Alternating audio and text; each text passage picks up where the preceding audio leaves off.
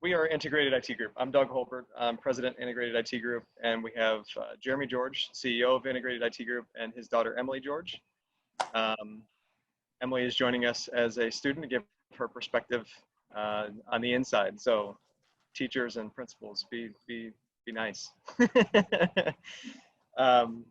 Eric Sikora is with Rita, St. Rita's. That's in Aurora? Solon? Yep, St. Rita. Okay, principal. And then Megan Wolf joins us. She is a teacher at Wadsworth. Okay.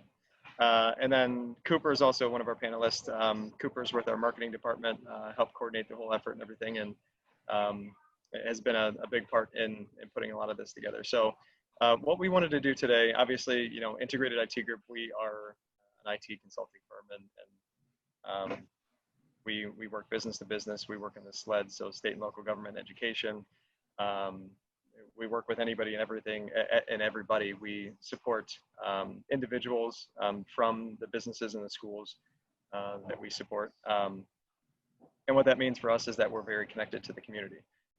When it comes to the community and technology and making things work, some of the discussions and meetings that we get into, we hear some things where we're like, hold on, like we know a better way through this, or a better way around this, or not even a better way, just let's open up some doors and have some more conversation to see what people are dealing with and how they're going through it. It could be something that opens our eyes too.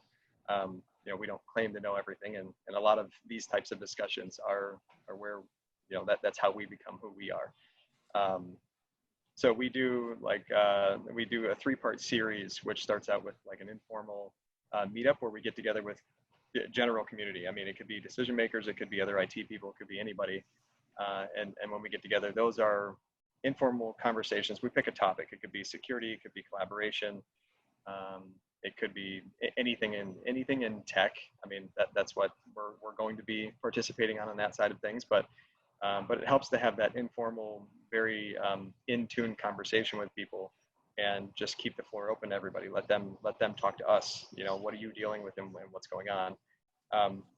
So that's more the informal meetup, and then we get into webinars, which is where then we take a few key points from the meetup and we start to hone in on those a little bit. If it became a hot topic, or there was a few points that we think we could dig a little bit further into and either help educate or steer people in the right direction, or maybe they're steering us in a different direction. And then third and final is a lunch and learn, and that's where we invite the most engaging of the participants out and really help them understand, and maybe it's something that we can help them on, maybe it's something that we partner on, whichever way it may be. This is a slightly different approach in that I think everyone on here has kids, and a lot of our business partners and a lot of our customers, a lot of our vendors, they all have kids and everything, and dealing with this whole COVID situation, we've all had to deal with new things. Working from home, dealing with customers, you guys dealing with your students and your faculty and your staff and everything from a remote basis. And how does that work? One of the things that we've seen is communication now has to be very intentional. You can't just walk by somebody's office and say, oh, hey, I was just thinking about this. Now you have to intentionally make a phone call to reach out to those people and talk to them. And a lot of times you're competing with other people's asks for time as well. That's one of the challenges that us as a business has dealt with. But what we wanted to do in this gathering was to kind of change it up a little bit, and because we work with schools, we work with state and local government and everything, we realize that a lot of times you guys only get the time and the air, the air time and the attention of school and like the people that are dealing with schools. So we wanted to offer up our platform to you guys to have a discussion, and you guys tell us, what you're dealing with and how it's all gone and everything. And we were going to do this a little bit earlier on. I had a discussion with Eric, and because it's been such a big undertaking and very stressful, we didn't want to, pile on top of all the anxiety and all the stress and everything that was going on, and let it simmer for a little bit and come back and say, okay, what's done is done at this point. As for last year, going forward, what's the outlook? How do we help you guys? How do we open our ears and listen? Obviously, there's a message to be to be said, from your guys' perspective. If there's anything that we can do to help, if there's anything that we can do to spread the word, to get behind you guys and help push a certain message, because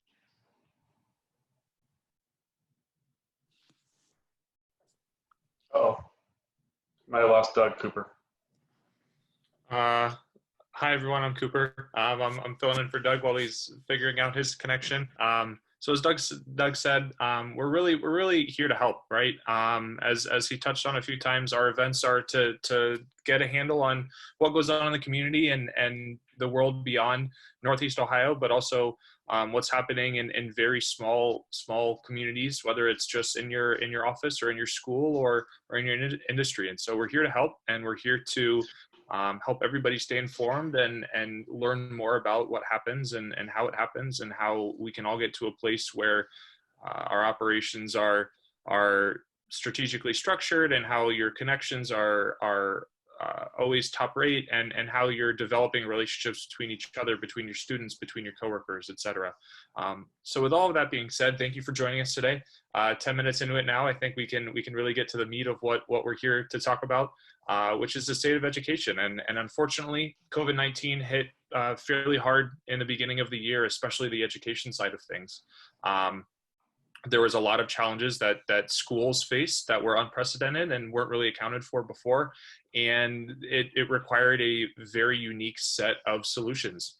And so we're very happy that we have qualified individuals here to join us and talk about their experience and what happened and what they dealt with, and then how they expect this all to turn out in the future. So that being said, I think our first great talking point is just how did you guys individually adapt? What did you see happen in the first week or 2 weeks as school started to close down, and how did you plan for finishing the semester? Eric, maybe you want to start that off? Sure. So for us, we actually, right as things hit, we actually had to close down for a couple of days because we had the flu going through our school, and we had just, and it was, kids were testing positive for influenza A, and we had a large chunk out. So we actually were going to close school down just to, bring somebody in and do a deep clean. And so we were gone for a couple of days. And then while we were home for that, the governor shut things down. And so we were out of school already. And we did not have time to really kind of get all of the students prepared, right? Some of the other schools, while the governor made that message, they were still in session and they can get the students prepared for it. So we had to kind of think of it on the fly of how are we going to get the supplies out to the students and get everything home that they needed to do. So our teachers did a great job of coming in and kind of preparing things. I think some of our primary teachers, starting through third grade, they did a great job. If you're familiar with something like a term, blizzard bags, just paper copies of things like that, while we got the technology ready to go for them and things of that nature. So in our younger grades, some of the teachers, they started off that way. We actually have devices for all of our students. Third grade and up all have Chromebooks, and then in the younger grades, they have iPads. And so we were able to get the technology out to the students, but we had to have parents come in and get all the materials from them. And so that was a little bit of a challenge, setting all of that up and trying to keep the spacing and dealing with the logistics of that. And then on top of it, the teachers had to quickly, and it was really quick, turn around, because a lot of the public schools were on spring break right in that time frame. For us at a Catholic school, our spring break's always right around Easter. And so we had a large chunk of time where we weren't even getting to our spring break yet. And we wanted to get the academics rolling as soon as possible. So, we made a plan of getting material out in academics the following week. It was a short turnaround to do it. We had all our parents come in, they're all on board about it. And we slowly started to integrate our education classes into it. So we came up with a couple schedules. Unfortunately, we had to make tweaks, and constantly making tweaks. By the end of it, we had a really nice schedule where we put all of our specials, music, art, PE, those sorts of things, on one day, on Friday. And the Monday, Tuesday, Wednesday, Thursday were the academic core classes. And then on Friday, the students only had their specials. And so the parents really seemed to like it. We ended up spreading out even further with that. So math and science was Monday, Wednesday, and social studies, language arts, and religion were Tuesday, Thursday, and then specials on Friday. And we really tried to spread things out as much as we possibly could, because a lot of our parents were feeling so overwhelmed with their own work responsibility and now having to teach, their students. We had one family, they have 5 kids in our school. And so the mom, she was saying, she goes, I cannot keep up with this. And her husband is a lawyer, and he was actually still going into work and things like that. And she just couldn't keep up. And we tried to tailor things back as much as possible. Our teachers had to become pretty quick experts with Zoom, Google Classrooms. We've already had Google Classroom, and we were using all of the Google apps and things like that throughout the year anyways, which was nice. But we really started looking deep into all the features that we had to really give that. Our parents, they really liked having the Zoom sessions, though. They wanted their kids to be in a session with their teacher and not just get emailed home a lesson. That's one thing that we found our parents really wanted. And some of our teachers did a great job. We have a first grade teacher. She did her reading groups through Zoom. And so her blue group, reading group, they would meet at this time. Her red reading group would meet at this time. And she would just sit there with the Zoom and do the reading groups just like she would at her small table in the classroom. So we had a lot of great teachers just really started to think outside of the box of what do we normally do in school and how can I use the technology that we do have available to us to really promote that. So that's kind of how we got started with it, Cooper. Great, thank you.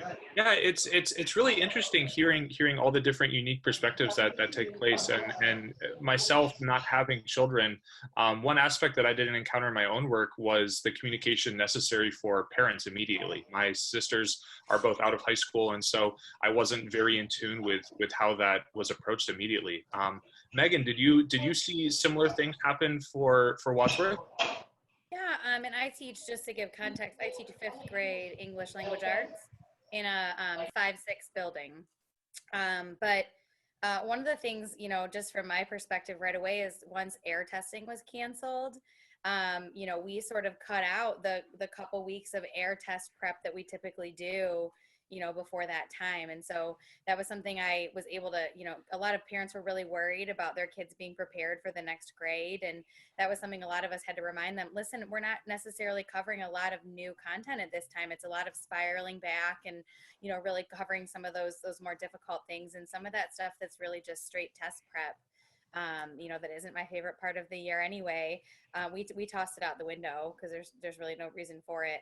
And then, another thing that was difficult for us is we typically teach the novel. I don't know if you guys are familiar, Number the Stars at the end of the school year, which is set during the Holocaust and one of my favorite things to teach.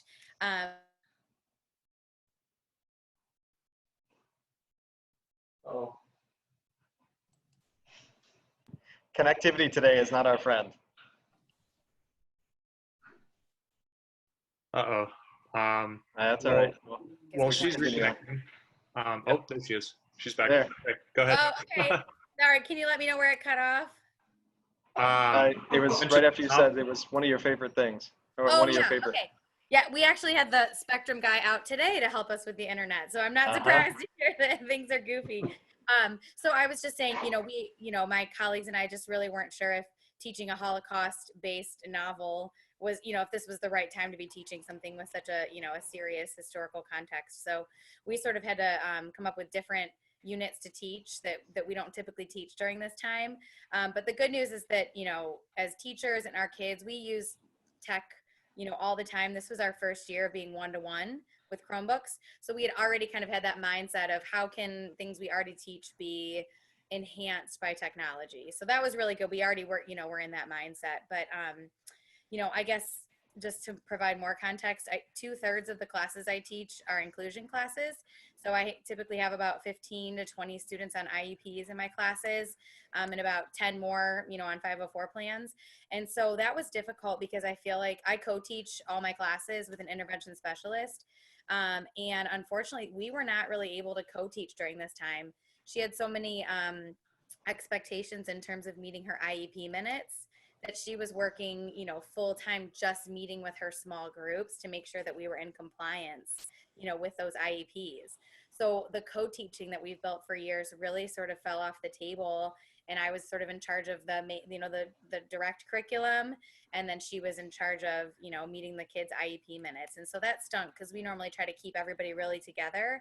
And we do a lot of differentiation typically on the spot. You know, we sort of plan a lesson and then we are on the spot, you know, like figuring things out for kids. And that just can't happen, you know, when it's assignments that you're kind of pushing out. So we just tried hard to come up with assignments that would be accessible to everybody, but easy to, even for the kids to differentiate for themselves on the spot, because we, you know, told the parents from the beginning, we do not expect you to teach. That's our job. We are your child's teacher and we will teach. That's it. The only thing we need from you is to just get your kid to log in. That's it. Just nag them or remind them, or if we email and say, hey, there's missing stuff, just get on them about it and we will take care of all the rest. You do not need to do anything, you know? And so in some ways I feel like it strengthens some parent relationships. They've never gotten to see us, you know, teach. And now with all these videos and conferencing and whatever, and a lot of parents said things like, oh my gosh, we had no idea. You know, we had no idea what really goes into, you know, into the day-to-day. But I would say the not having the relationships with kids was tough. And even through Google Meets and Zooms and whatever, it's just not the same as there. And that's even after almost the whole school year of building those relationships. And especially for those kids that, you know, we are just constantly circulating the room and saying, you know what, let's skip this one, let's move on to this, or how about if I give you this idea starter? And just with how many of our students struggle, that was difficult for us, that we weren't really able to provide that on the spot support. Right. I have a few ideas that just popped into my head that, you know, we had talked about coming into this, and then, you know, obviously after discussing for a little bit here. So one, we have a few different scenarios here. So Jeremy and I are in technology, and so we're familiar with the technology. And, you know, my kids aren't grade school yet. Emily is in school. That interaction in terms of Jeremy knowing how to enable the technology and him maybe seeing some of the downfalls or maybe some of the lack of some of the technology, but then also from a teacher perspective, like you are a teacher, but you're also a parent. So how does that impact your relationship? Because you're at home, you know what you have, and then you know what you're also telling the parents. Did that work for you? I guess I know that was a couple of different things there. So Emily, did you realize that all this effort was going into making all of this work in the background, and did you feel any frustration about it, or did it seem to work enough to be able to get some things done? So with our school, seems like your guys' schools handled this a lot better than ours did. You guys were doing Zoom meetings and things like that. And in my school, they kind of just sent out all of our lessons, and it was almost that we had to teach ourselves. We could email our teachers and try and ask them questions that way and things like that. But it was kind of a little bit of a hassle to try and figure things out on your own without. So that's something interesting too, is that this wasn't, so the effort wasn't consistent across the board. It was kind of each school for their own, if Right. I'm understanding that correctly. Okay. That's also interesting that there wasn't a concerted like group effort. I guess I didn't realize that. I figured like the state board in some way, shape, or form would have gotten involved and delivered like a means to make that consistent. Right. No, there was really no guidance from the state other than of what you couldn't do, right? Of being in the State Department of Education leaves it up to each individual district really to handle their own. And every district, you know, like this year was your first year of one-to-one. Some school districts, they don't have any technology devices at all. And so they were put on real hold for a while, things like that. So it was up to each individual school to create their own plan, their own technology use plan, or however they were going to do that at-home learning approach.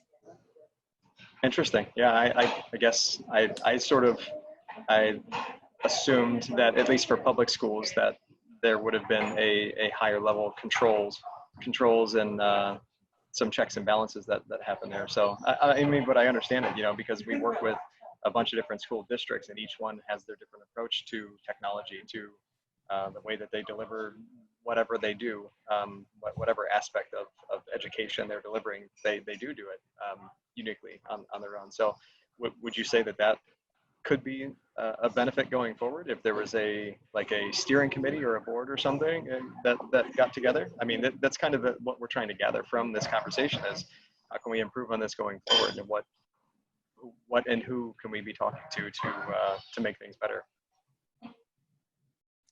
For me, I don't know if coming from the state if they would ever have that type of steering type committee for something like this, because every public school district really is, they have their own guidelines from the Ohio Department of Education, but I think they like to run themselves as their own unique entity, really, by following the laws that the legislators do put forward, right? And Gotcha.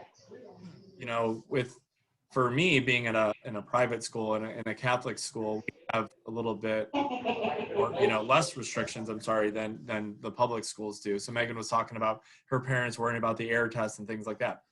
That's just that state test, right? We don't take it. So our students, we didn't even have to worry about that or anything with state testing. We don't do it.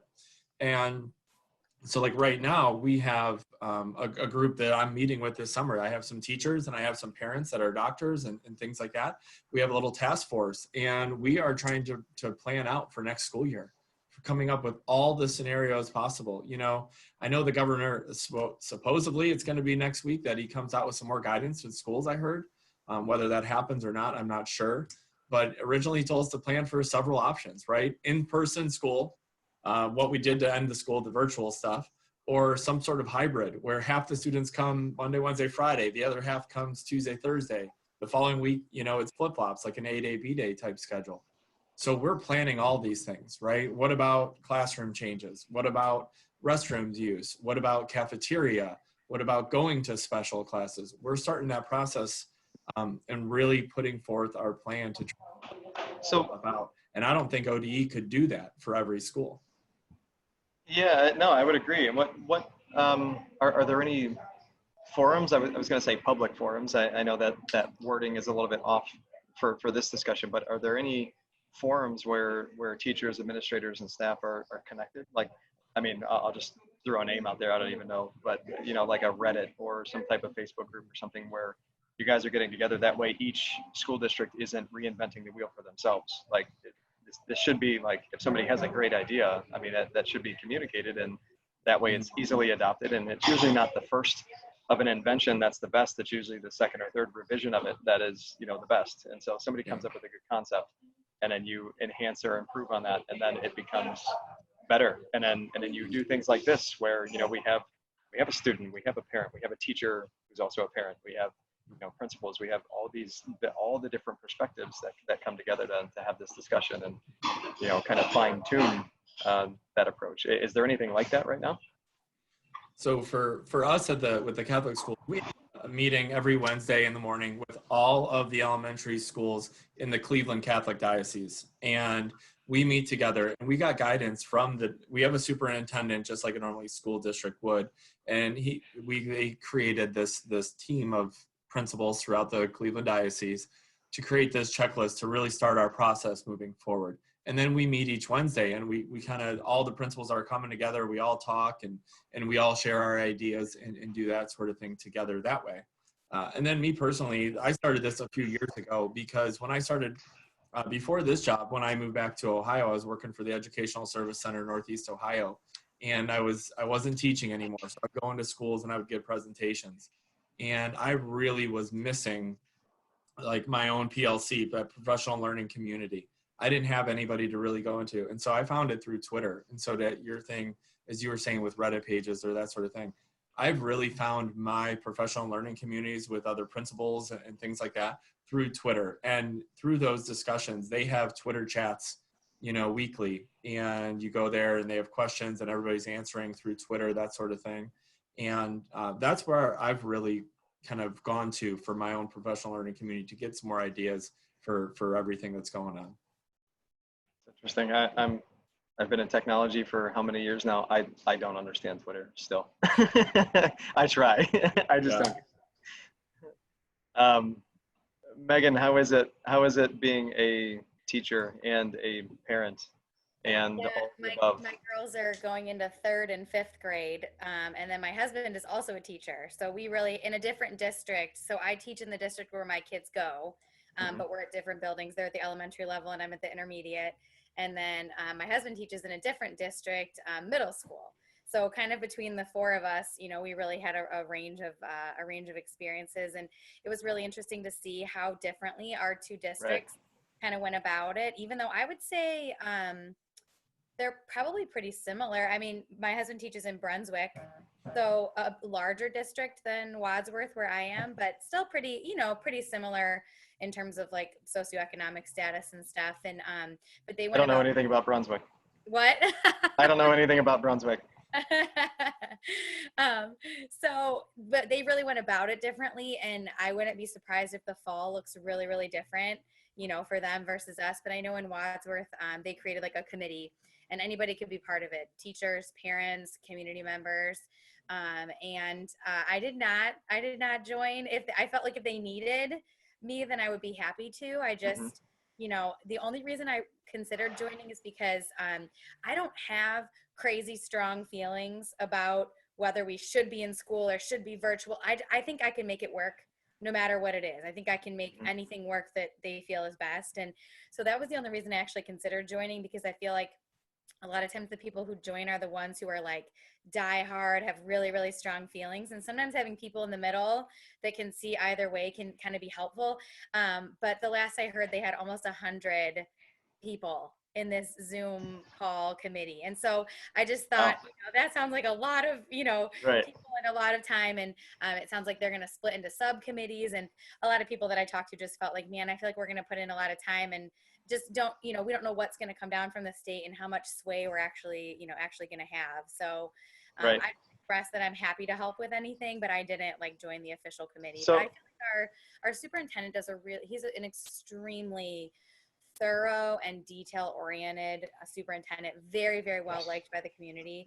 And I feel like he's going to listen to everything from, you know, the state and then do all the research possible. Think about there was like a survey. I'm sure most schools put out a survey, you know, to parents and try to figure it out. And it isn't, you know, it is a really big concern that public school districts have that we can't afford to have kids, you know, unenrolling from the public school system and joining other online learning communities. I mean, that's just students and revenue and tax dollars that we lose. And so, you know, he was kind of clear about that we need to make sure that we offer options so that we keep as many of our kids in our district as possible to ride through this. So that's sort of why I feel like I'll just go with whatever. Like, I don't want a mass exodus of people joining these, you know, online Make schools. it work. Let me use them, you know, need them.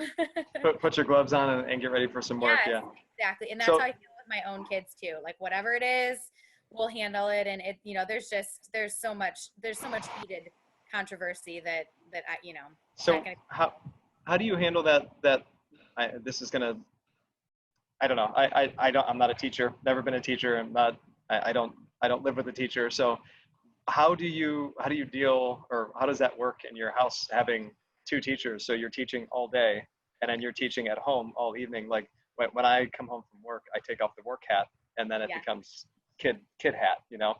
How does that work? Because you're teacher all day. Our kids complain, you know. I feel like a lot of parents, you know, they like tend to give their kids the benefit of the doubt, you know, and then they angrily email the teacher like, how could you tell my child? And, you know, and we're like the complete opposite of that, you know, like they'll say, oh, my teacher, you know, said this and this. Like, what did you do? Was that you? Were you part of that?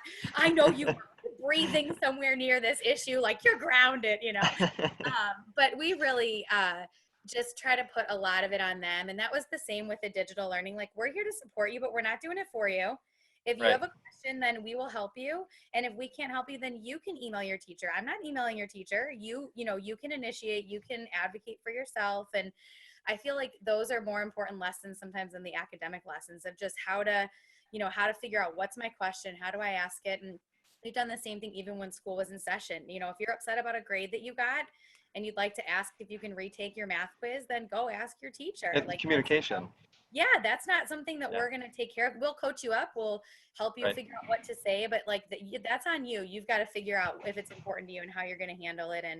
And we do a lot of that. Or, you know, of course, we're like the parents that are like, oh, optional problem solving. We're like, oh, that's not optional for you, honey. That's optional for everybody. You're doing it. But honestly, though, really with some of the online learning stuff, we were more on that minimalist. You know, you got to really think like, what's the outcome here?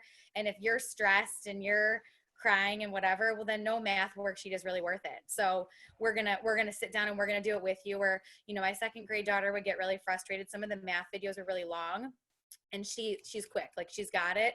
So we're like, fine, don't watch the video, sit with us. We'll sit and we'll just do it together, and we could pound it out way faster, you know, than in those videos. Or I just feel for other parents who don't have that teaching background, because I think that my husband and I used a lot of our teacher tricks more than we probably even realized, you know, of just. I was gonna say, did you get a lot of phone calls from friends that you haven't heard from in a while? Please help. I mean, actually, we did sort of support our kids, especially our second grade daughter's teachers, because they had never used Google Classroom. They had never, you know, like they just were like trying to figure out so much of the tech stuff on top of everything else. And so we actually, like, my husband and I made Screencastify videos for their teachers to, you know, to say, hey, here's what we're doing with our kids, or try this. And Avery's second grade teacher dropped off like a big growler of the local brewery's beer on our porch. Like, thank you so much. But we, you know, I just feel like we were able to kind of adapt things for our kids to make it work. And that's the message I kept telling my students' parents. You know, like I would get an email like, she's in tears. You know, I don't know if we should continue this extension work. And we'd be like, no, you know, if your kid's in tears, then cut it, call it. You know, that's what I would do if we were in the classroom. Like, let's cut this and we'll try again tomorrow, you know. And so just trying to give parents that, you know, that flexibility and freedom. This is what we do for your child every day. And you have the right to do that too. That's good. Yeah, Eric and I had a quick conversation prior to actually a couple of weeks ago, and I was asking and just sort of discussing, this has probably been easier for the kids from a technological standpoint because they're on their devices, they grew up with them. I mean, it's attached to them. Emily, like, was it really that much different? I mean, I know learning from a remote standpoint is different. You know, you're not in a classroom, you're not forced to focus. You got things, you have your family in your home going on around you instead of, you know, your classmates and the teacher in front of the room holding your attention. So, I mean, was it that much different as far as like what you would have thought? Like, you could have probably told us how to do it. Well, it wasn't that it was very different than what we were doing in school so much as like the assignments being there, because they were on Google Classroom, which is what we've been using the entire year. So it wasn't difficult in that standpoint because we already knew how to use that and we've been using that, but it was more of lack of communication and being able to understand things on your own.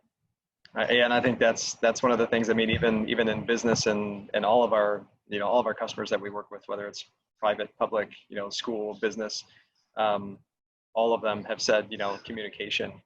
Even ourselves. I mean, we're a tech company, and we found, you know, areas where it's like, well, you didn't communicate that properly.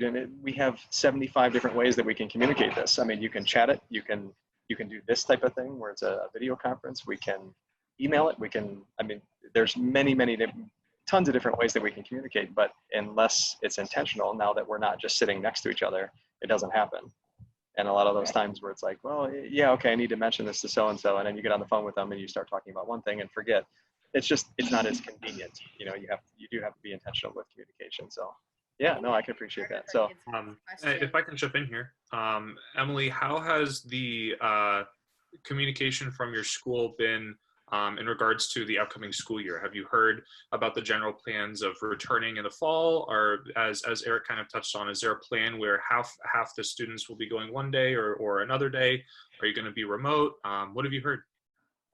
Well, so far there's been kind of just like ideas floating around that there will be like the A/B type schedule where you'll go in some days and do virtual learning other days. But there's mostly been like just a couple emails here and there about, you know, things like sports and whether they're going to be in session, and just how we're going to get back into things, but there hasn't been any sort of set plan that they've been talking about. Got it.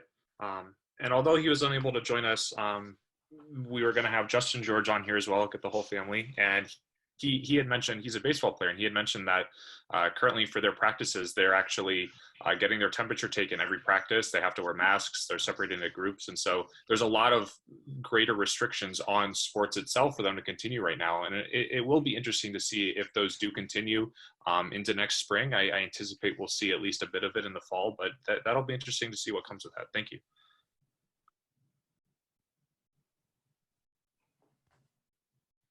Yeah, for sure. I know I've seen some videos, well, specifically of Justin, like in their backyard doing Facebook.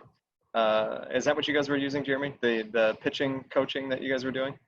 Well, they're coached to a mix of just from iPhone, the FaceTime and things like that, to do virtual bullpens and training classes. They did virtual workout sessions to try to keep everybody to gauge their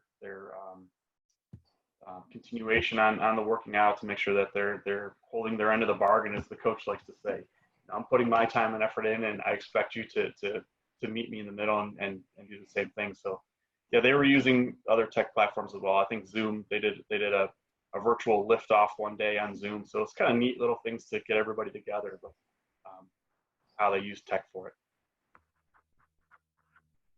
I don't know. I think, like, now that we're kind of talking through all the, I mean, is there, I'm thinking more silver lining, like trying to put a positive spin on it and think about it, how is this going to benefit all of us? And it's like, we're moving more and more into a digital world every day. So it's like the way that it came about, and some of the fear and stress that was with it, is obviously, that part isn't wanted. But I mean, if our kids are growing up in this age, I mean, what better way than to have this practice run, like, okay, everything that we're doing is digital. Everything that we're doing is remote and connected. Now, the social aspect of it, yeah, not so much fun, because we're disconnected. I think, I mean, even myself, I was itching to get out and be amongst people again. You kind of get a little bit stir crazy, but I think, knowing that we have technology, whether it's right or wrong, or could be utilized or deployed a little bit different or better, or I mean, whatever. I think it's fair to say that we have the means to make that work. So we're fortunate in that aspect, that like we didn't just have to completely stop everything. Education didn't stop. Sports didn't just stop.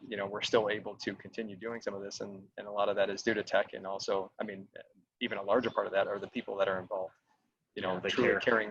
Truly caring about it enough that they keep themselves engaged and don't just throw their arms up and say, well, can't do this today because it's different. I think that's important to keep in the back of our minds. I think too, in terms of like positives and silver linings, like a lot of the kids really sort of had to problem solve and figure things out, especially at the grade level I teach. Like they can kind of tend to get into that helpless mode, and they know they can just sort of like maybe tune me out when I'm teaching, because then they'll just ask me later and I'll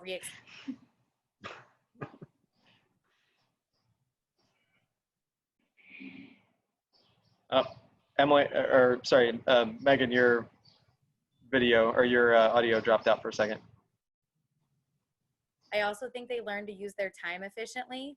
Some of the kids who just sort of like coast through the class and are experts at wasting time and just don't really get much done. And like I've seen some really talented kids in that area.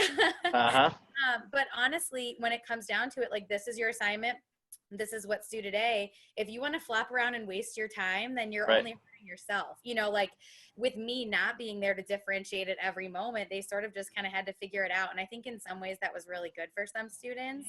Whereas others, some unintended life lessons. Yes, for real. Right? Like, guess what? This paragraph has to get done. So flop around all you want. You got to get it done. And that was good for some of them. And then other kids, you know, I had to keep telling them, ask me, you know, they would apologize with every email. I'm so sorry to be bothering you, but I'm just wondering. And I'm like, you're not bothering me. This is the same as you raising your hand in class, you know, or I would email and say, oh, don't forget about this. And they'd say, oh, I'm so sorry. And said, it's no different than me going by your desk and saying, don't forget to turn in yesterday's paper. You know, it's not that big of a deal, but it just feels more formal since it was through email or online. And so some kids, the push was good. Others kind of needed encouragement, but it was interesting. And I also think it was interesting. I think a lot of parents got a lot more truthful look at what type of student their child is. You know, so often we try to express to parents at conferences, and they just, you know, can't see it or don't want to see it. And I had, you know, lots of parents emailing and being like, I don't get it.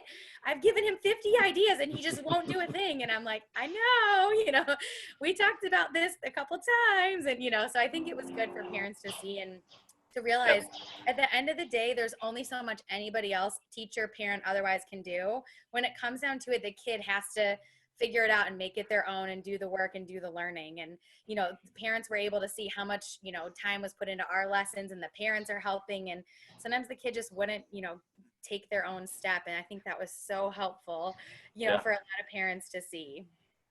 Emily, are you sweating right now, or are you comfortable right now? Which one are you? I'm doing all right. Yeah, just kind of like to add to her point though, it was like with positives, it was kind of nice to be able to work at your own pace, because although there were some things that were a little bit harder to understand without, you know, that teacher to student lecture and like talking in class and being around other people, it was kind of nice to be able to be like, oh, I get this, so I can get this done and work on the next thing already without work at your own pace. Right. Yeah, that's an interesting take on it for sure. And I was in going back, and I won't say how many years.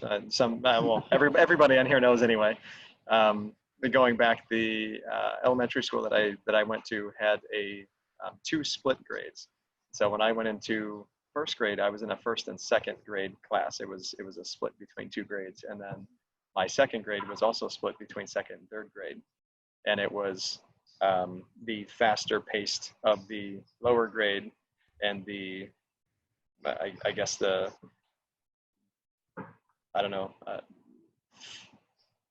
kind of middle of the road for the next grade mixed together. And it was a trial, like an experiment to see like how is this going to work.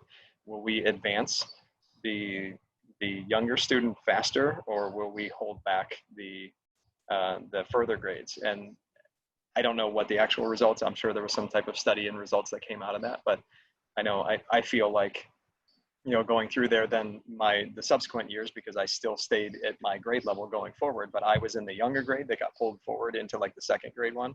So I was in first and mixed with second graders. Later on, like once I was in third, fourth, fifth, like going up through elementary, I felt like I'd already had some of the things going into those school years. So there's something to be said about that. But yeah, I mean, you know, the pace, the level, you know, I know every year there's like an assessment period. It's like, well, where is everybody at? So we can kind of blanket the average on everybody and try and pull everyone forward at the same pace instead of leaving some people behind as much as possible. You know, obviously sticking to goals and objectives and everything. But so interesting. No, I think this is good. And having all the different aspects, and I just thought, okay, principal, teacher, technology, student, yeah, okay.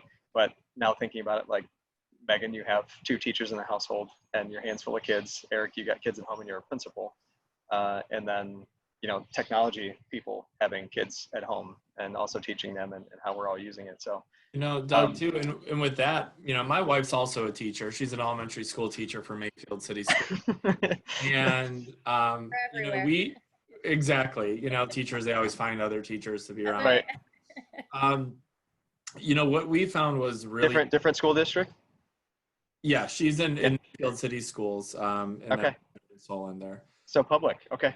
Yeah, she is public. And, you know, the thing that we found with our own daughter who's in kindergarten, right? And so kindergarten, even they're learning to read, they're going through the basics of it. With having 2 educators at home, we found it very difficult for us to teach our child as well. And, you know, and that's coming from two educators that have gone through all the training. You know, she's elementary school, I'm middle school certified, but she's elementary school. But we both been around education. And I'm principal of a K-8 building, so I have kindergarten, right? And that sort of thing. And we found it challenging with our own kid because, as Megan said, you know, you're answering those emails constantly, right? And you're jumping in different Zoom sessions, you're doing this, and you're constantly on. And for my school, for our teaching staff, we gave them office hours that they had to be on for. But outside of that, then they had till the next day, right, to respond to an email. But, you know, for me, I didn't have that real luxury of it. I was, you know, constantly trying to put out small fires everywhere. And, you know, as much as we tried with it and with our daughter and the frustrations and the things that were happening, Megan said, like with somebody crying or something like that, we would just say, all right, Caroline, you're done for the day. You can go play outside, go enjoy and do that sort of thing. But Whitney and I, we saved all the different lessons and things, and we're going to recycle through those over the summer while we're both home, right? And we're both doing things. And so, yeah, we really did struggle with the at-home teaching ourselves, having two educators. I couldn't imagine parents that didn't have any education background and really doing this, right? With the young kids and or some of the older kids, whatever. But, you know, unfortunately, you know, the good part is, you know, we have some breaks over the summer. You know, I'm still here in the office working and stuff all summer. My wife's home. But so they're going to slowly just start whittling away at some of the things that my daughter missed, because if we felt bad right in that third quarter, she finally, like, school was just starting to click for her for that kindergarten year. And we were really worried about some of her reading and things like that. And we saw it starting to click being in school, and then all of a sudden it was shut down. And what we're really scared about is that regression coming from missing so much of kindergarten as being such an important year of that learning to read process, and then that carryover. So we were really disappointed that they did shut down just for our own daughter, like first year of school, and then, you know, it's taken away from her, right, and not doing it. So, but yeah, we struggled at home having two educators. So I would, some of these parents, when they were emailing me and some of the things that they were saying, like they're so frustrated. Oh, you know, yeah. I told them, like, listen, I get it. I'm right there with you, and I have, so I get it. Yeah. Like I'm doing it and I'm living it and I'm consumed in it fully. Yeah. Right. Well, it's like that saying, like the mechanics cars are the ones that don't work, or the construction guy's home that's falling apart. It's you need to have that work-life balance. And when it all becomes work, which, I mean, I feel for you guys, you know, that's, again, my kids aren't in school yet. Well, my daughter's in preschool. So, I mean, when that ended, she didn't have social time. I mean, she was learning some things, but still, I can't imagine. I mean, that's your life is wrapped around that, you know, you're having to teach your own and keep up with everybody else and teach them how to teach their kids and all that. Like it was truly a social experiment, a social proof of concept that I think we did okay at. I think everyone came together and made the best out of it that we could. Yeah, most teachers I've talked to, and my husband and I felt the same way. There was like no work-home balance whatsoever, and especially trying to be flexible for different family schedules, that I would make myself available. And, I had some families where the parents worked and they said, we're going to do all the work with our child at home after work. So they didn't even start until 7 p.m.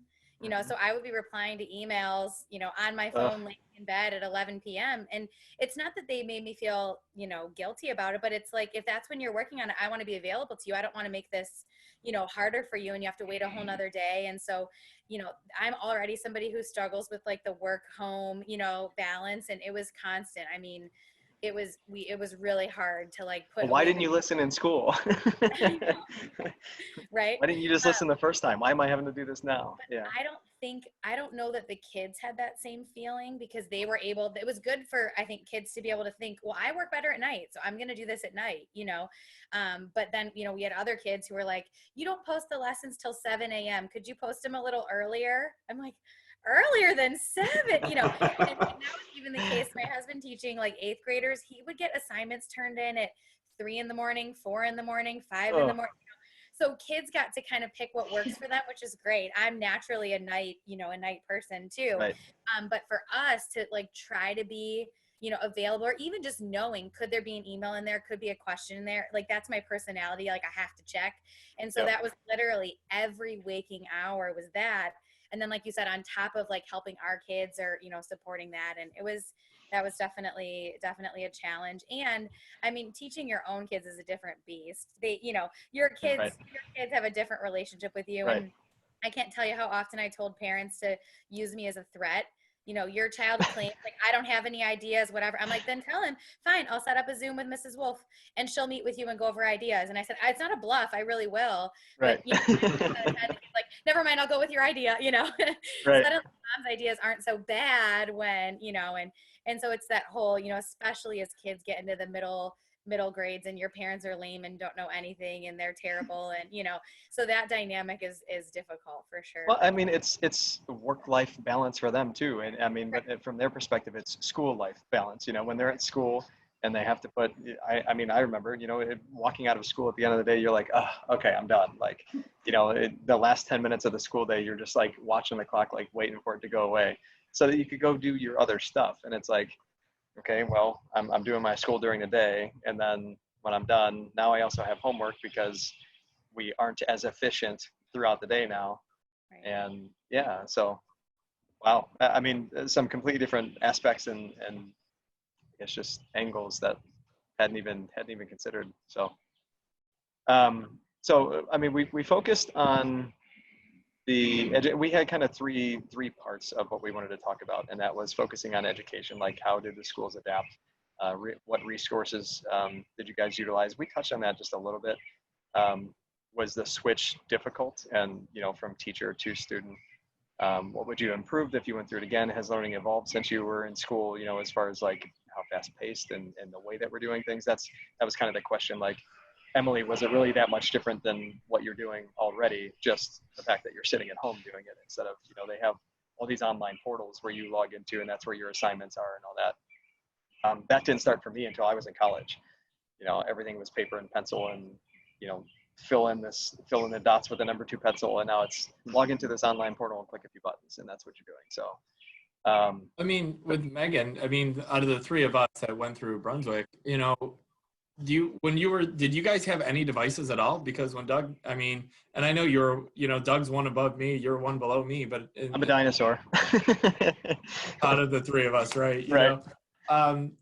That's me. We didn't have anything like that. We didn't have we had the one computer lab, the library, but there was like 5 computers, right? Computer lab, and then art class had a Mac and an Apple with I don't even remember MS that. Paint. Yeah. You had the Apple computer with MS Paint on it, and Oregon Trail that we got to play, like, if we were good. Oh, that was awesome. Yeah. But yeah, we didn't have anything, and going through it and seeing that. And now, our kindergartners, they have an iPad that, and things like that at school that they can use. We don't let our kindergartners take home the technology. What would have happened? I mean, what would have happened if this would have happened without technology? Yeah. I mean, it would have stopped. It would have just been packets. It would have been Yeah. worksheet after worksheet. Mm-hmm. Yeah, no, thank you. And so like I said, when we first started, that was that idea of like that blizzard bag mentality where they'd have a few of those. While we were kind of getting ourselves prepared to get the technology passed out, some of our teachers were saying, like, getting things prepped up with some worksheets and that sort of thing. Right. Our teachers tried to do more fun, exciting, build things, create things, but that's what they had to do. Right. Hey, Emily, you just heard the details of Grandma and Grandpa walking uphill to school both ways. Exactly. Yeah. That was our generations walking uphill to school both ways. Right, and this is going to be our story. Hey, listen, we were out of school and we didn't get to see friends for how long? Right. Months. We had to use our phones. They couldn't ground us from them anymore. Right. We didn't even take our phones into school because all of our friends were there. So there's no point to bring your phone into school. Right. You guys have a pager? I bet you had a pager, one of you guys. Doug, I guarantee you did. No? I never did. Never had a pager. Nope. Never had one either. I had my first cell phone my senior year and going into college. And before that, I didn't do the pager thing. For my parents to get a hold of me, it was my dad whistling, which carried across all of Brunswick. For my mom to call for me, it was her driving around until I was in trouble. Because once she found me, it was like, get home now. And then I had like 30 seconds to follow her home. Right.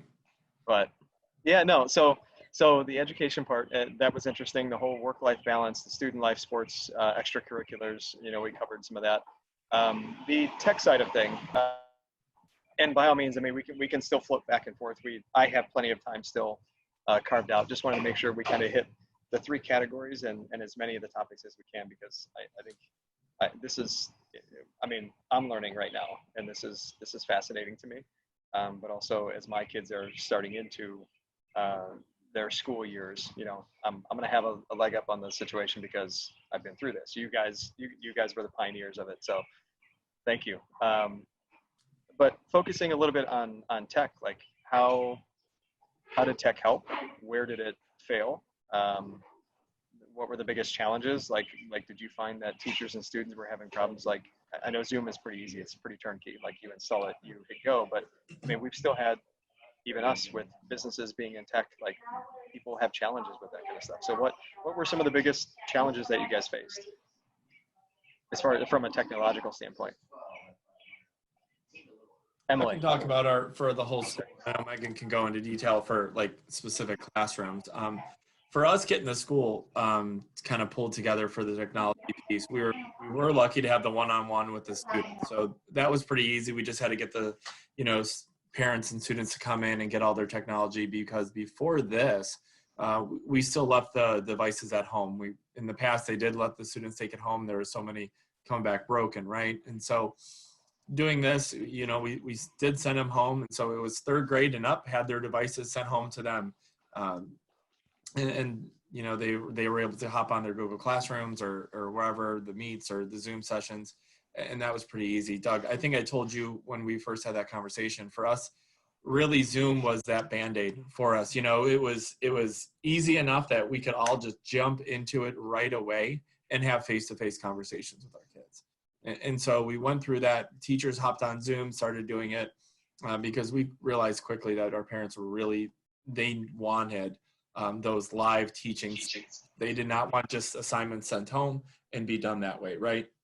So the Zoom really was that Band-Aid for us. Moving forward as we're planning, if we're going to have to stream live educational classrooms, that's a whole new ballgame for us. So we're trying to look in like what's going to be the best format for us to set up some sort of cameras in the classroom. So say the students are at home and it's a virtual learning, our teachers will be on site teaching in their classroom, right, as if they had a classroom full of kids, right? Right.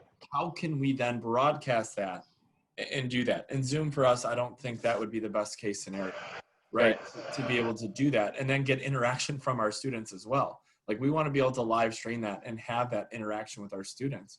So those are the things that we're really worried about moving forward, is that type of thing, Well, I think even the grade levels are going to have a different uptake on the different technologies that you use. I mean, so the older, at least in my opinion, the older, you probably could just, presentation style, present something to them, talk at them, maybe have a little bit of feedback. But I mean, Zoom is good for what we're doing right now, but it's not really the greatest collaboration tool. Like, if you're working with somebody on assignments, if you need to jump in and circle something or highlight something, like, I mean, just right now, like if I were to tell you guys to like point to a certain part in your keyboard, like my finger doesn't show the keyboard, like, so I can't point to it specifically. There are other better collaboration tools if it requires it. I can see your younger grades maybe needing a little bit more hands-on, and I know that, quote unquote hands-on, a little bit more involvement, a little bit more I guess, yeah, more touch points than just a presentation style, just talking back and forth. So yeah, I mean, we touched on all those things, and the same thing with our customers. And some of our customers, we can get on and just talk them through things. Other ones, they FaceTime us and, hey, is this the right plug or is this one? Yeah, don't touch that one. Don't, you're and then there's other ones where it's like you can send them an email and say, go unplug the switch and plug it in over here. Don't literally do that, but and they can take those instructions. So different understanding, the different uptake. I know for myself, like in college, I can't do online courses. My attention span is like a flea. But if I have somebody in front of me and I'm in an environment that is conducive to learning. And that's when I show up to that place, my brain is ready for learning, my body's ready for learning. And there's only one thing of focus, and that's the teacher in front. Well, I mean, you always have your friends next to you throwing stuff at other people, or, Right.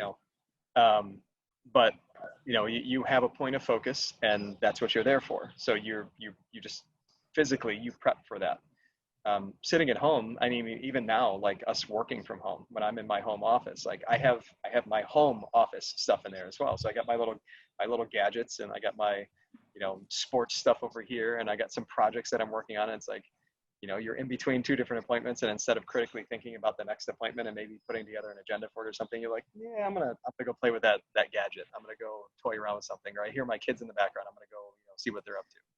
It's very easy to let yourself away from that situation. I can see students, they're struggling with that even more so. They haven't been in a situation where they've had to, their own, Megan, you mentioned it earlier, their own, managing their own time, and you've said that you feel like there's been a good portion of them, a good ratio of them that have been able to just pick up and say, okay, I need to get this done. And,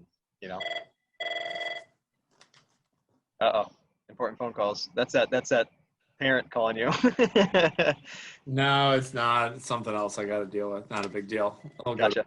Well, Eric, it's kind of funny because we didn't really do much. It's called synchronous learning, I think, synchronous and asynchronous. We really didn't use, we were given the choice Zoom or Google Meet, and I think different teachers use different things, but we almost entirely use Screencastify to record our videos, and then kids would watch them on their, on their own time. And I think for, at least, our learning community, I don't know about the whole city, but in terms of at least like our population of students, flexibility was more important to them and when they could do it rather than like the live teaching lessons. So we use hardly any of actually teaching through like a live thing. So aside from Zoom, I mean, what other, it sounded like you had Google Classroom. Yeah, I used Google Meet for my stuff only because it like linked in right with the Google Classroom and everything was kind of all in one like suite, I guess. So that's what I personally used, but I don't think it really made a difference. I just need to pick something and stick with it. But I did do a couple Google Meets, and kids could always request them. I had several Google Meets with individual kids or small groups or parents even, but I would schedule them once or twice a week, and they did not turn out the way I thought they would. I really thought kids would come on with questions like office hours, and I did not have one kid ask even one question over that entire time. None. It would be like, oh, sign in. I'll be there from 11 to 12. Sign in if you have questions. And right at 11, 25 kids would come on. And I would say, hi, guys. Do you have any questions? No. None. Okay, why are you here?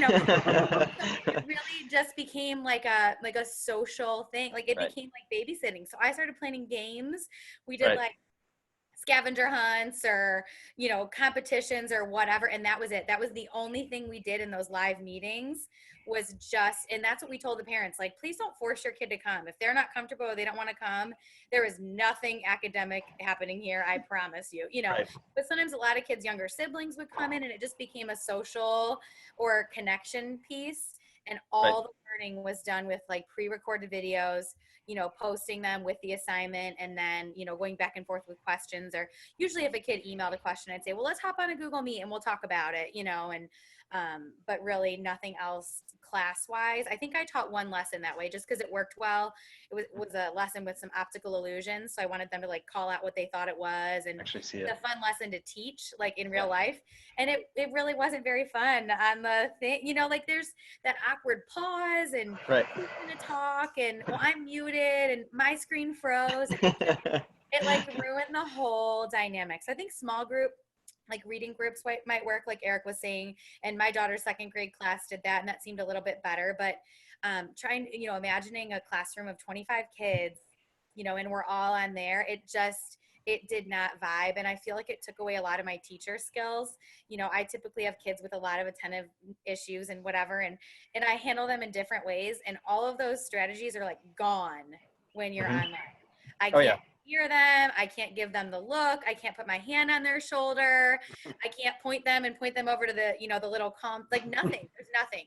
And then they've got their siblings yelling in the background. And one grandma watched Dr. Phil on like max volume the whole every time I met with this kid, like, okay, bud, could you mute? Sounds like grandma's watching Dr. Phil again. Like, oh my God, it was awful. I was going to ask earlier, and I filtered it out there for a second, but it's coming out now. How many times did you have to like manually mute them or turn their video off because like somebody didn't have the clothes on in the background or something? And I didn't even have that many, but yeah, a lot.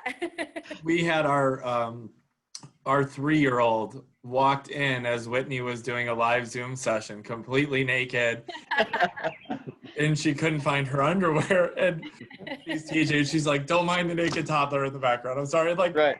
pick up the camera, I'm in the background trying to like pull her out of the room, that sort of thing. We had that happen once at our house. Families get it. Like, we're all in the same boat. And, my girls were in a lot of my teaching videos with me, just like, eating breakfast next to me or putting in their own 2 cents or whatever. And I think the kids appreciated that.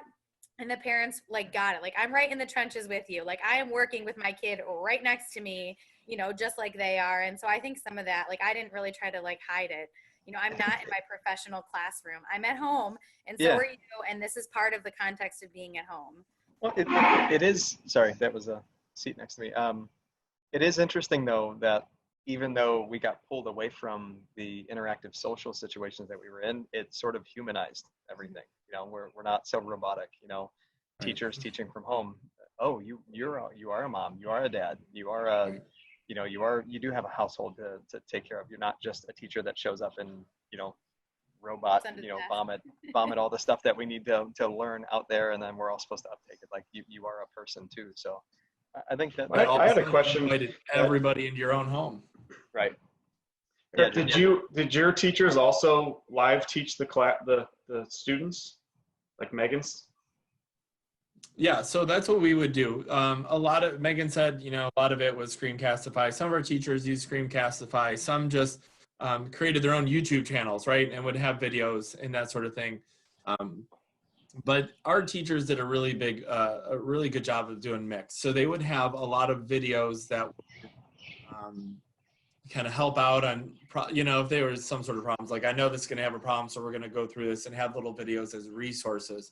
They also did, every single Monday at 9 a.m. was 8th grade math time to Zoom. And so they would meet together everybody, and they had their own schedule, but for every class period. And they would go off of those videos, and the teacher would then reteach some of the things, do live teaching sessions at that point, answering questions, that sort of thing, and move forward. So they did a good job of really combining. They used both aspects of, like I said, a lot of YouTube channels were created, Screencastify, but they also, our parents really liked that live teaching. And so they did a lot of live teaching, but that was done through Zoom. And so that was just, the teacher would teach and just talk at them, and then say, I have these videos, go there, watch it, and then email me and I can answer through questions. Or if you need to set up a private Zoom session, we can do that too, with small groups or one-on-one, that sort of thing. That's interesting to me because Emily had a completely different experience, and she struggled with some of that because there was no live classroom. Some of her teachers did record some pre-sessions, I think math, right? Right. Yeah, I had some of my teachers. I think one of them would record. Yeah, it was my math teacher. He would record some of the lessons, and he would use the Screencastify and show the presentation and walk through it. Draw on the screen and help you understand that way. And I know, I think one or two of Justin's teachers, excuse me, would do the same. They would talk through some of the lessons and things like that. But I think as far as live teaching goes, one of my other teachers, we used Google Hangouts, so it's more of like a live chat rather than video. And so he would, text out some talking points, and like once every week we would all go in there for an hour, and he would ask questions, and we would all have to answer with our ideas and our opinions and stuff like that. But other than that, it was more just, our teachers would post a couple videos that were like LinkedIn from YouTube or things like that of someone else teaching, or like maybe a history type video. But yeah, we didn't have as much live teaching. Yeah, it's interesting because it seems like, I know I would learn a lot better from that way, especially given the circumstance. I'm sort of like you, Doug. I'd rather be in a classroom setting to where my brain is in tune and ready to learn. Obviously, this is sort of a different time, and we're struggling with the new normal here. But given, it would seem that all teachers will be required to still live train. I don't know if that's hopefully something that's to be mandated, or other teachers are talking. Megan, was that every teacher at your school? Was it live taught? We were required to have a video and like basically show our face every day. So whether it was pre-recorded or live taught, every day had to be a video from us. And we could link it in, like Emily was saying, from YouTube or another teacher, but that couldn't replace our video of ourselves. But then we had the choice whether they were pre-recorded and send it out to kids to watch on their own time and rewind or rewatch, or if they were live sessions. That's interesting. Yeah, like on one hand, Jeremy, I agree with you, and like, okay, there maybe should be a little bit more interactive, but on the same note of the conversation that we had earlier is like, they're also teaching their own kids. It's like, so when do they have time to actually put together that stuff? And, they're doing it when they have time. They have to balance that work life as well. So they're doing it time permitting. I'm sure there are some out there that just do it because they can knock it all out in a day, and then they have their whole week done, and they can kind of, let it simmer a little bit, without as much upfront, interactive effort. But, yeah, I can see both ways. That's an interesting, take there. Like the whole distance learning and like self-paced stuff, I'm just not good at that. I'm curious, like, do you guys see that, like some students faltering or maybe not picking up as well with this versus like some of the other ones that may just, they're used to it and they can just do it on their own? We had a big mix. I mean, yeah, some kids, they struggled at school, just being in that environment. They just rocked it, right? At home, they could just do their own pace, that sort of thing. And then we had the opposite. So, we had 100% engagement, though. All of our students were completely involved in doing everything from at home, because we did daily attendance still. The kids had to go in and do some attendance. Wow. You guys didn't have that. Yeah. And so we had K through 8, we had 100%, engagement in our school. So that was impressive. nice, but we definitely got a lot of students that were very successful in school that this was a very difficult time for them to really get through it. But we were definitely happy to see the engagement levels of our students. And now we just need to figure out a way to kind of meet those needs of all those other students that need more one-on-one direct instruction compared to watching a video or doing that. So that's something that if we do have to go virtual again next year at any point throughout the school year, we would have to jump in and really try to figure out more, go a little bit deeper and see what each student really needs from us. Like I said, I mentioned this before, that fourth quarter was really a Band-Aid at the end of the year, just to get through the school year. Let's hit our hours. We hit all of our mandated hours by the state, and I shut school down. Like, we're not prolonging this just to clear our schedule, right? We had just to burn time, and yeah. Right. So, that was last year, but if it happens again next year in the middle of things, if we had to shut down, we were going to have to really figure that out a little bit deeper. Mm-hmm. Well, I mean, and we still don't know what that looks like. I mean, I know they're opening things back up now, but I mean, we've seen, I think, I haven't kept too close an eye on it, but I mean, they're starting to see like an uptick in some of the cases, and they're starting to see some of this. We don't know where that's going to go yet, so are we going to be back in schools? Is it going to continue as distance learning? I think that's going to be like a week by week basis right now. What happens? Do we get everything looks good and we're in the clear, and they open up everything, and then all of a sudden they're like, wait, hold on, every time we open up something, then there's another spike in cases, or entire schools get wiped out, because everyone is such in close proximity, so yeah, we don't really know. And that's kind of what, I mean, our takeaway from this, or what we're hoping to take away from this, is what can we do to help, both backing your voice and helping you get the word out there. But also, I mean, you know, we go to OETC, we go to some of these conferences where we're talking to other technology companies and other innovators, and we're an integrator, we're a deployment, we support, and we can train, and we can do all that, but some of the stuff we don't make. I mean, we don't make the software, we don't make the hardware. But if we can relay that message and help get that back to those people that do, then that's when it becomes full circle. You know, we started hearing from some educators and people in the education system that like OETC is a technical conference, and that there were the mix of exhibitors and the type of people that were showing up didn't really fit the mold for a couple of years there. And so they had to refocus and sort of push in a certain direction to get it back on track, to make it what it was. And that came from the feedback that the participants, not only the exhibitors, but the attendees, you know, gave back. So what can we do to, like, what voice do you want to have with us? How can we help there? What can we do as far as integrators and IT support and training? Like, can we get involved there?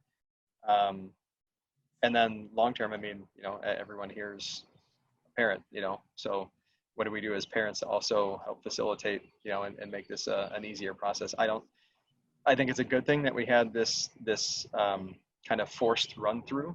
Again, all the negative things aside, I don't think it was a bad thing to have to figure this kind of thing out. I mean, this stuff like this can happen at any time. It's the first in our lives, but you know, it could happen. And it's a historical thing that's already been said, and you know, it's pretty obvious. But what can we do to learn from this, and how can we be better going forward? That's our objective, and we hope that's everyone's objective. So, how can we help? What do you guys think? You know, we talked about silver linings. What are the things that we can still improve on? I think from my point of view, for an entire school, right? One thing that I think that there is a lack of, and I just had mentioned, you know, some sort of streaming ability to stream, right? And I don't know, maybe I'm wrong, but saying there's a lack of that. I just don't know what would be a good approach to do something like that, so that if we are virtual, or if the governor comes out next week and says half of your kids can only be at school on Monday, Wednesday, Friday, the other half can be there on Tuesday, Thursday. Schools are still going to be, and the teachers are still going to be responsible. If you're not in school on Monday, Wednesday, Friday, you are still going to be responsible to learn virtually. And so on top of teaching the students that are in the building, the teachers are going to have to virtually be presenting their lesson and teach those students at home virtually as well. So that's insane and nuts. And I don't know how we could figure that out if that's what they say, but that's something that's been toyed around. How are we going to be able to videotape, live stream a classroom that is currently happening, so that all the students that are there can hear each other if they have questions, and the students that are home could see the board, hear the teacher, hear the questions from the students, and get the teacher's attention raising their hand if they have a question to present? It's boardroom style. That's like a conference room and boardroom style. So we work with some audio video technology companies, and that's what we do in boardrooms for businesses. You know, so there's a camera or a way to present what is being presented up on the screen, but then there's also a camera or a visual of all the attendees, and some of them even get as advanced as the person talking. It has directional cameras, so even though the camera, you know, kind of shows, you know, the whole room, if somebody starts talking, it can narrow in on that person based on the direction that their voice is coming from, and zoom in on their face. So whoever's talking, it actually finds them, zooms in on them until they're done, and then it comes back out. It's impressive. It's expensive, and so that's going to be the next thing: is how do we fit this into a school budget? You know, is that where some of the E-rate funding starts to go to? Or you know, some of the state and federal funding, is that what it needs to be focused on now? I could even see, you know, different learning situations or different environmental, economic, you name the different restrictions or limitations, or I'm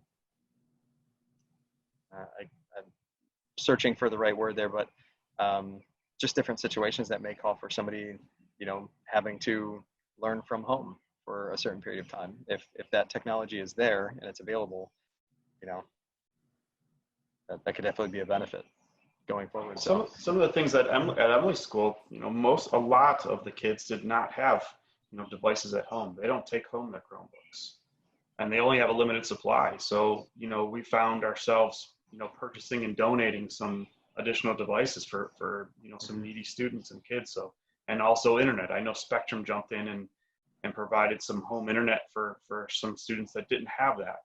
But I think some sort of you know, packagized offering with the Chromebook and internet connection for, you know, for every student. I think that would be helpful. how did that message get to Spectrum? Was that like a petition? Was that like a memo to them, or did they just jump in and say, hey, we're parents too, and we recognize that this is a pain point? Like how did that message get across? I'm not sure. The school communicated that Spectrum was involved and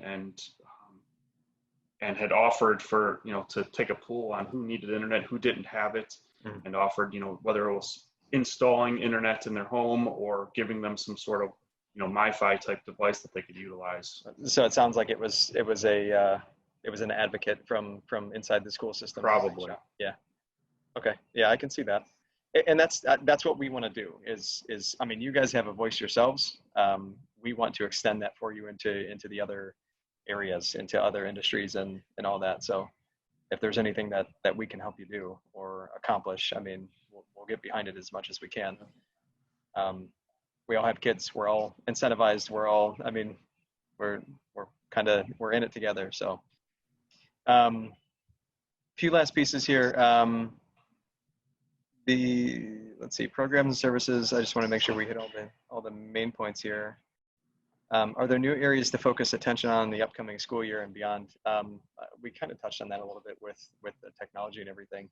Are you guys adjusting curriculums, or is that staying the same? Are you having to overlap a little bit with the end of this past year going forward? I think we might have to. I think we'll probably kind of take stock and see, and we got to figure out what format we're in, you know, first, and kind of go from there, I guess. Right, and that was kind of one of my like worries about the end of this year was you know, trying to get in what we are learning online, but also teaching ourselves, and not having that teacher there to tell you what to do. So going into school next year, having to, you know, go back and think about what we almost taught ourselves, rather than remembering, oh, this is what we did at this point last year in school. Because again, kind of working at your own pace, you can go quicker, or, you know, go through things you understand. So you got to like think back to what you know, and not being able to, you know, how it was before, go back to the year before. Is the dog ate my homework still a valid excuse? I guess not. That was the lesson I learned when I was eating dinner and I dropped my spaghetti all over it. Yeah. No, for anything for us, we're definitely going to have to kind of evaluate at the beginning of the school year. And I reassured our parents, you know, some of the parents were really worried about that. At that end of the school year, all this information that my kid is missing and moving forward, like, how does that going to look like? And we had to reassure them that through the beginning of the school year, our teachers are going to take, you know, inventories of each student and really take note of where they were, where they need to be, and create like that individualized, you know, plan for each one of our students. You know, teachers do that at the beginning of the year anyways, but you're coming through an understanding that your students were all taught. Now, not that they all took in, but they were all taught everything that they needed to in the standards that they're given with their curriculum. Mm-hmm. But now you just don't know. You don't know what everybody was getting through, right? For us, compared to Megan's district, we're very small, right? We have 2 second grade teachers, right? So when they go to 3rd grade, the 3rd grade teachers, we have 2 3rd grade teachers. They can just talk and see exactly how everything went. Some of the bigger districts, you know, it's very difficult for them to do that, but their teachers are going to have to start to do that, and they're going to create these individualized plans for all of our students to get them caught up to where they need to be. And I think like you said, the summer school approach. Oops, Emily, close your ears.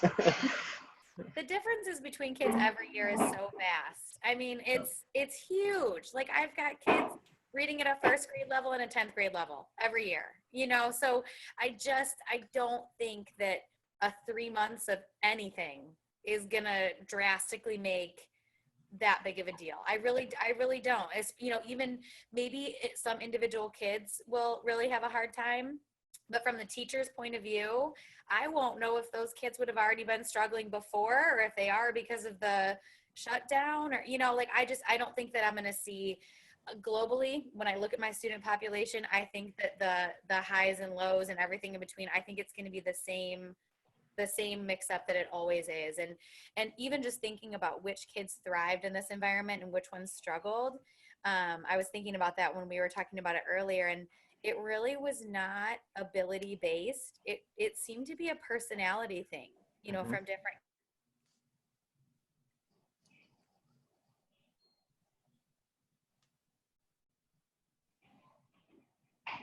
Lost Megan. We need dictation. Speaking of technology issues. I'm curious if some students are going to move to, or parents are going to move to move their kids into some sort of online schooling that has already developed a curriculum. They've developed the mechanisms to deliver it, you know, to a larger audience, because there's no consistency in schools, and, you know, whether it's either live taught or, you know, something that you can download in more of a podcast type style, instead of just assigning, an assignment and not taking attendance. So to me, as a parent, I would prefer that there was some sort of standardization across the board. So, you know, the student is, I know what they're going to be learning. I know where they're at. They're accounted for every day. And if there are issues, then, you know, it can be dealt with. Right, definitely work in progress. Sorry, Megan, you, we saw your video keep going, and then your voice cut out, and then the video paused for a second. So I know. Oh, you should hear me. I'm like, who's watching TV? Who's on the TV? Get off the TV! No, I know. It's where we had some, I don't know, it's Spectrum. They're struggling. I don't know. But yeah, it's tough. And that's that's exactly what we're worried about, Jeremy. Like, just from the public school perspective is, are we going to lose some student population to those programs? Yeah. Well, I mean, exactly that. Look at this meeting. I mean, we've all had slight struggles with bandwidth or communication, or, you know, what's causing it and why, and, you know, what is the product that the student is getting. You know, parents start to evaluate the value. Right. Well, and there's 5 of us on this. I mean, when you're talking about a classroom of, you know, 25 people.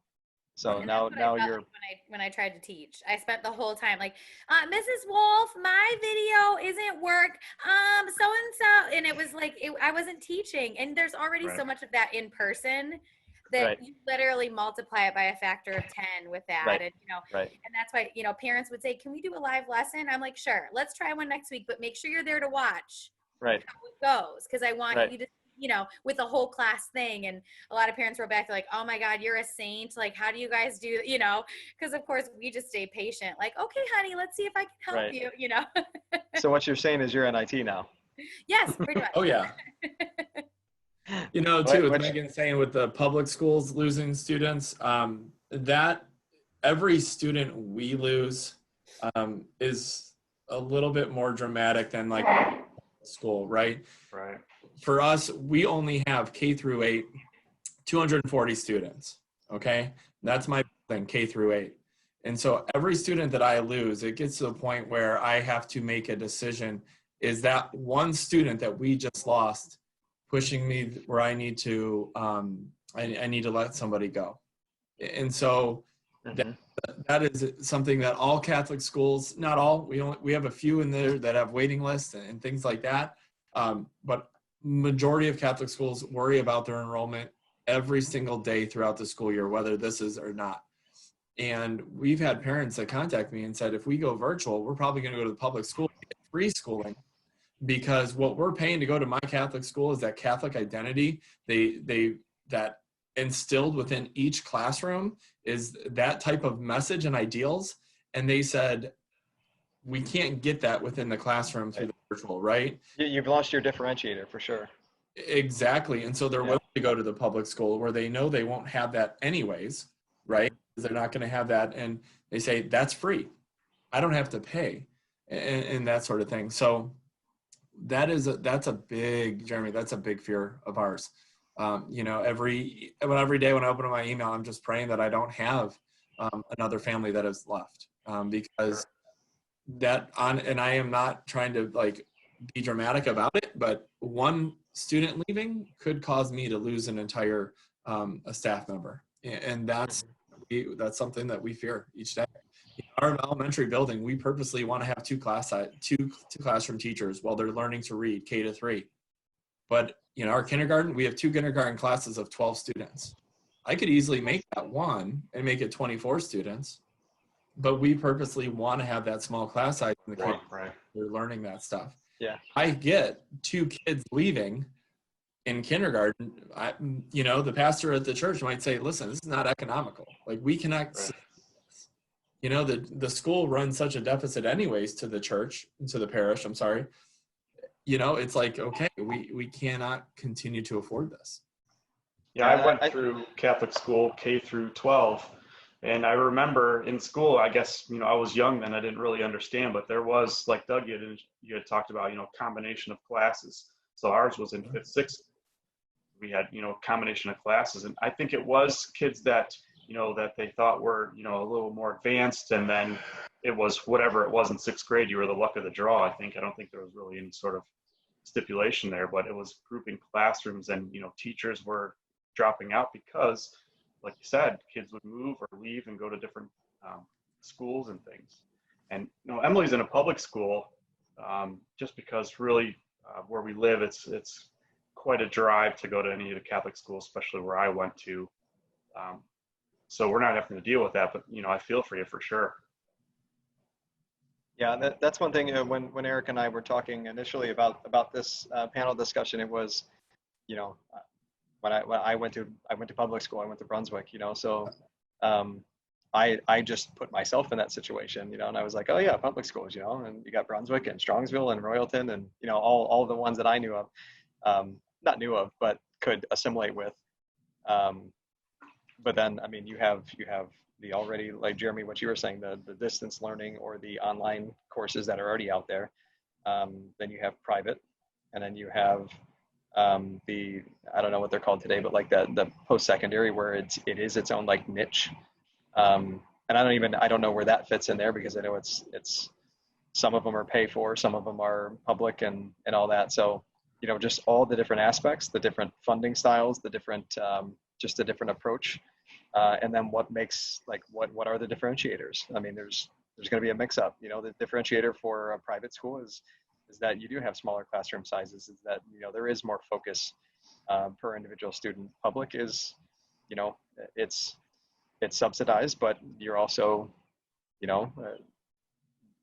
everything comes with a price, so, but getting funding to all of those venues or venues, facilities, whatever you want to call that, getting the appropriate funding to them, I can see it being more difficult, with the smaller classroom sizes to get some of that technology, because you're going to need more of it.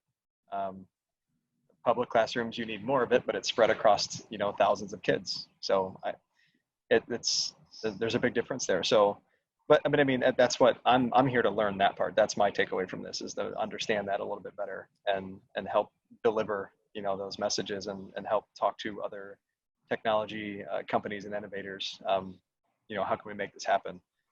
So, all interesting takes.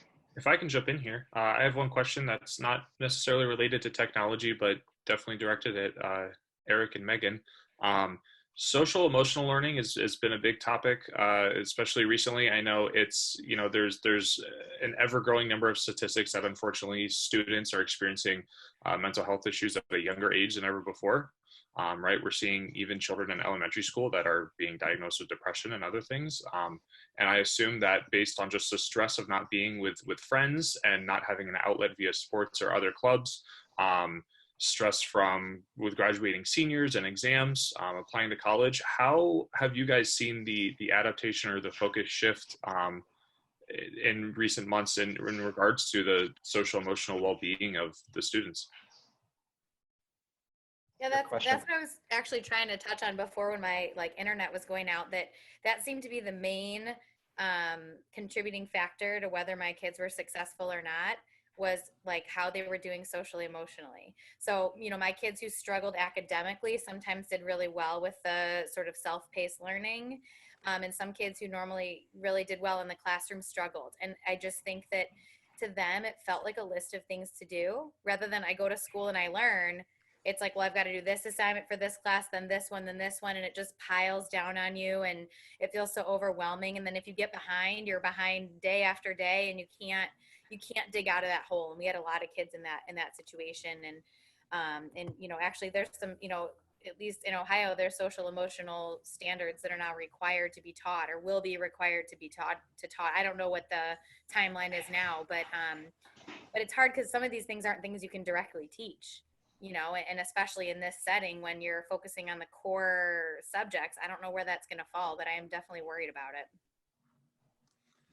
And that's something that we had to navigate around as well. We had our school psychologists available for all of our students and parents, and she would Skype in or Zoom in or Google Hangout, however she needed to, and talk with the students or their parents about what each kid was kind of feeling and that sort of thing. And we had one of our first grade teachers, and a parent was contacted her and just said, like, listen, I don't know what you're gonna get. He's not handling it today. It's not going to be a good day.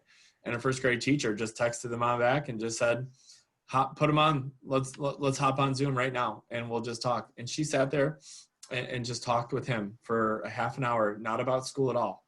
Just sat there and talked. And she had known, throughout the whole year, just kind of knew what he needed at that moment. And after they were done, they said, the kid, he just took a breath and said, all right, I got this, Mom, I'm good. And was able to do it. So, the teachers definitely had to step up and be creative on ways to be there for their students when those students were having these issues. But that is one of the biggest, Megan earlier, she mentioned surveys. When we did surveys, that was one of the biggest things that we got back from the parents. Just, they're worried about their kids' social emotional needs.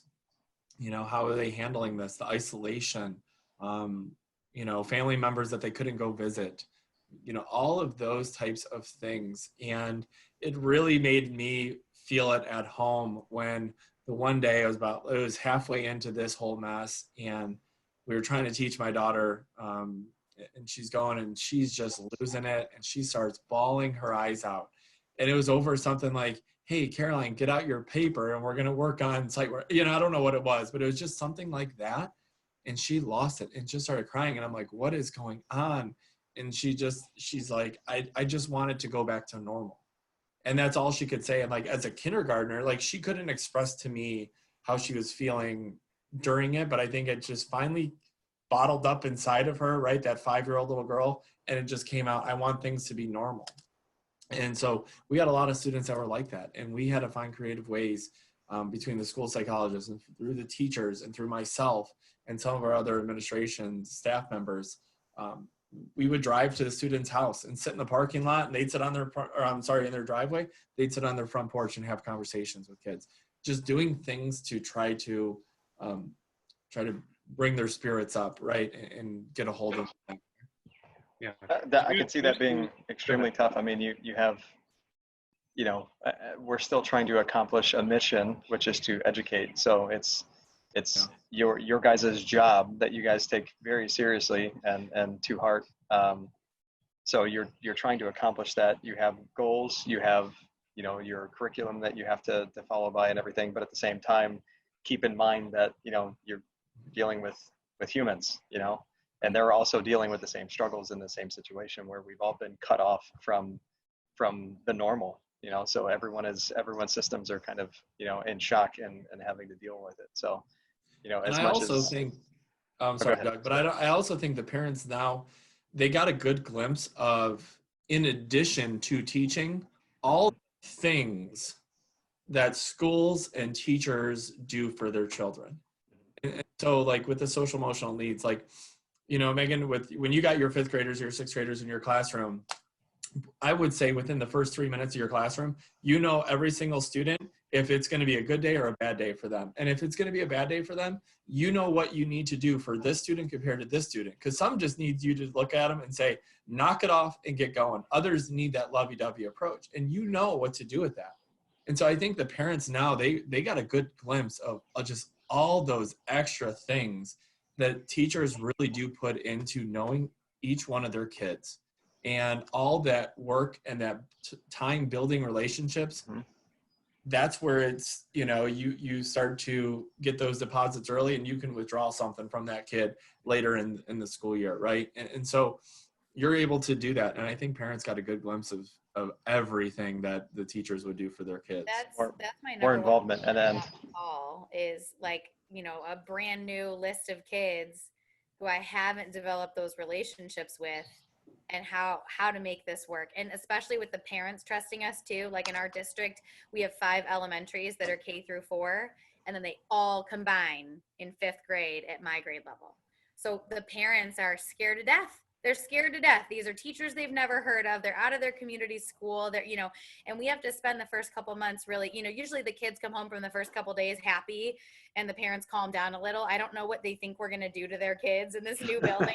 I'm telling you, they think that we're going to like, I don't know what the elementary teachers must be telling them. Like, these 5th grade teachers are devil, you know, I don't know.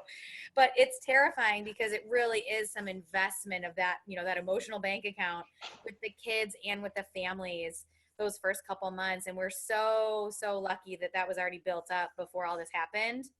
And I'm so worried about how to build that with kids and you know, how much learning I do about them as little people in those first couple months, and to lose that opportunity is terrifying.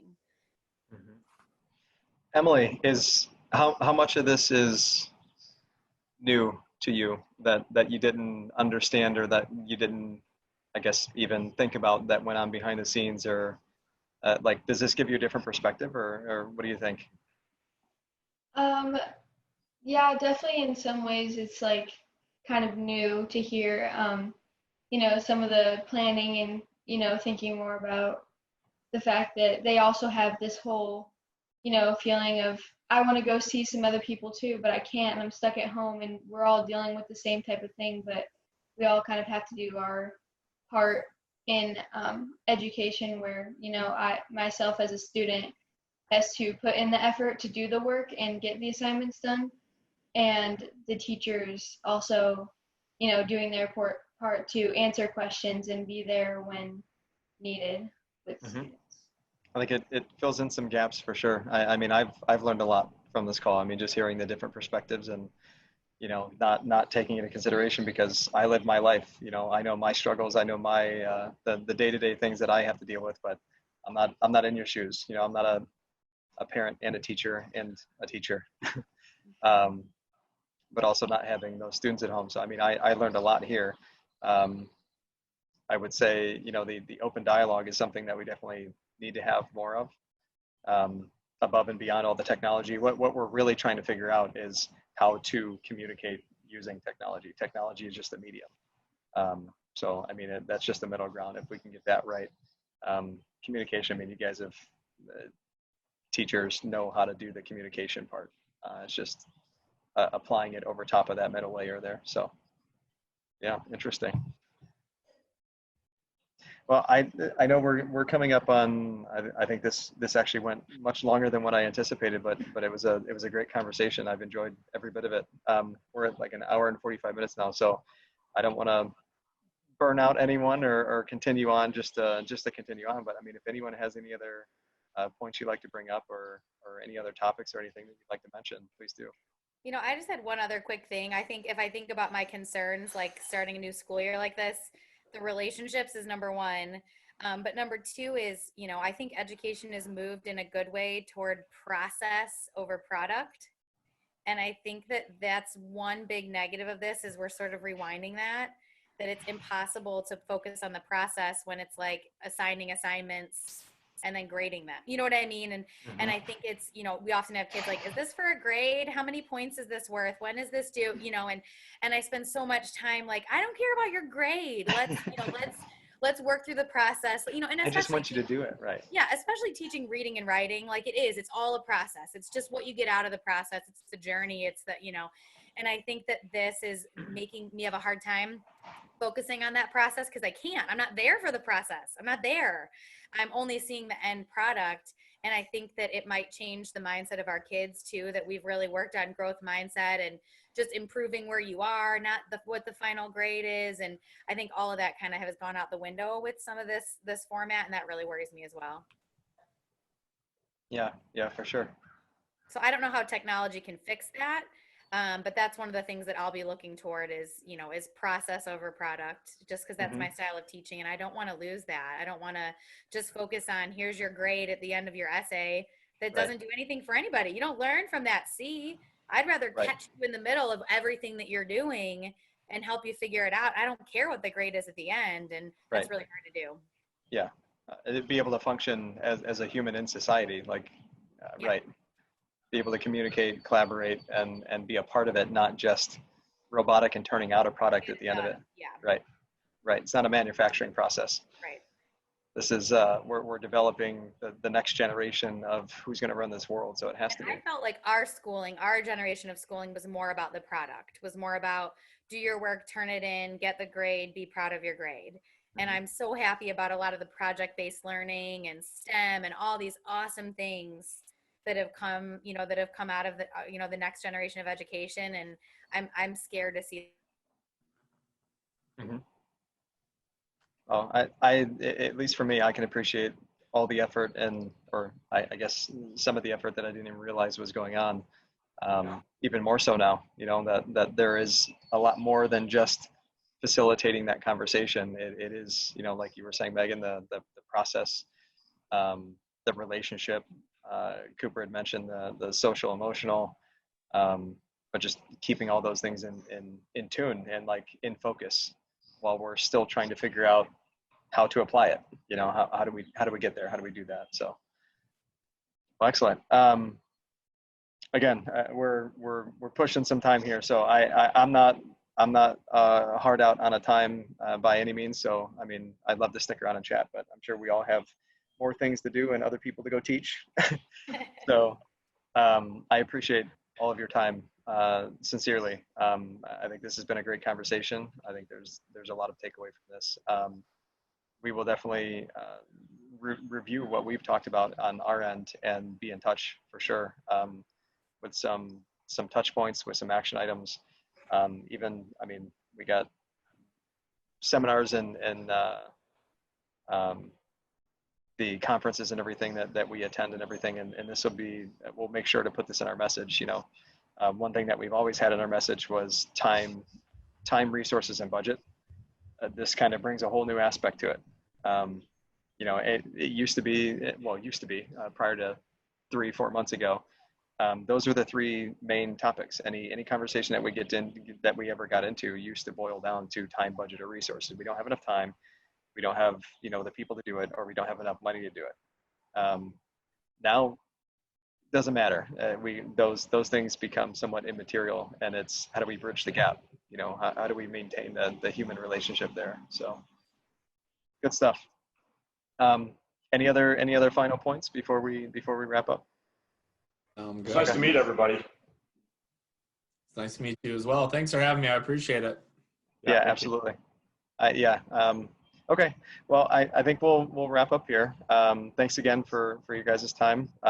Really do appreciate it. We'll be back in touch here soon with a follow-up just to see how things are going, and maybe continue the conversation. We'll see where this goes. Sounds good. Thanks, Doug. Thanks, Right. everyone.